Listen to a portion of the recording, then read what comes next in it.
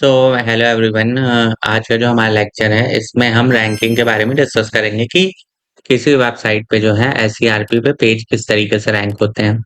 और जो हमारा लास्ट लेक्चर है उसमें हमने डिस्कस किया था कि किस तरीके से हम क्रॉलिंग, इंडेक्सिंग और रेंडरिंग जो है उसको करते हैं और कैसे वो टेक्निकल एसईओ में जो है वो बेनिफिशियल होता है। ठीक है। तो सबसे पहले कि रैंकिंग क्या होती है, तो रैंकिंग हम डिस्कस करते हैं कि जैसे कोई भी चीज़ हम सर्च करते हैं गूगल पे। जैसे मान लीजिए मैंने डिजिटल मार्केटिंग कोर्स सर्च किया है, तो आपको बहुत सारे रिजल्ट्स दिखेंगे। अभी जो रिजल्ट दिखते हैं ना, जैसे आपको फर्स्ट रैंक दिख रहा है, सेकंड, थर्ड, तो ये रैंकिंग वाइज होते हैं। तो जो सबसे ऊपर दिखता है वो क्या होता है, रैंक वन है। उसके नीचे रैंक टू, रैंक थ्री और रैंक फोर, उसके बाद जो है वो डिवाइड होते रहते हैं, फाइव, सिक्स, सेवन। ठीक है।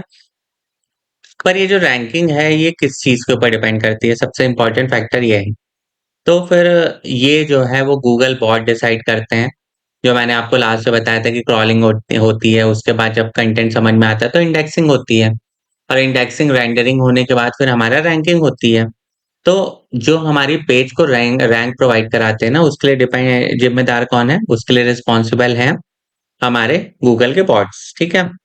तो ये वही लिखाया हुआ है कि क्रॉलिंग बहुत बेटर होगी तो इंडेक्सिंग बेटर होगी, और इंडेक्सिंग बेटर होगी तो ऑटोमेटिकली रैंकिंग जो है वो बेटर हो जाएगी।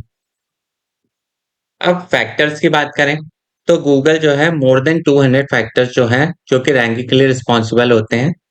आपका जो कीवर्ड है वो फर्स्ट पेज पे दिखेगा कि नहीं दिखेगी, आपकी website first page of SERP में दिखेगी नहीं, इसके लिए मोर देन 200 फैक्टर जो है वो रिस्पॉन्सिबल होते हैं। ठीक है।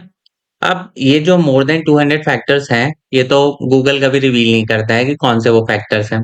पर इतने दिन के एक्सपीरियंस में ये चीजें समझ में आती हैं कि कुछ फैक्टर्स ऐसे हैं जो कि काफ़ी रिस्पॉन्सिबल होते हैं हमारी वेबसाइट को रैंक कराने के लिए।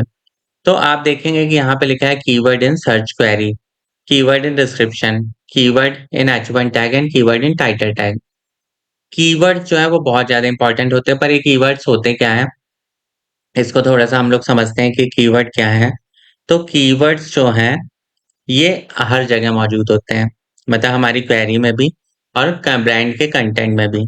तो सबसे पहले मान लीजिए कि कोई जो स्टूडेंट है उसका रिक्वायरमेंट है और वो डिजिटल मार्केटिंग का कोर्स करना चाहता है, तो वो क्या करेगा, गूगल में एक कीवर्ड टाइप करेगा, एक वर्ड टाइप करेगा, जिसको क्या कहते हैं, कीवर्ड कहते हैं, डिजिटल मार्केटिंग कोर्स। अब जो सर्च इंजन के बॉट है ना, वो डिकोड करते हैं कि सामने वाले का इंटेंट क्या है, वो चाह क्या रहा है। ठीक है। क्या सर्च करना चाहता है वो। तो वो क्या करेगा, यहाँ पे जो सर्च क्वेरी है उसको डिकोड करेगा कि सामने वाला जो है उसकी रिक्वायरमेंट क्या है।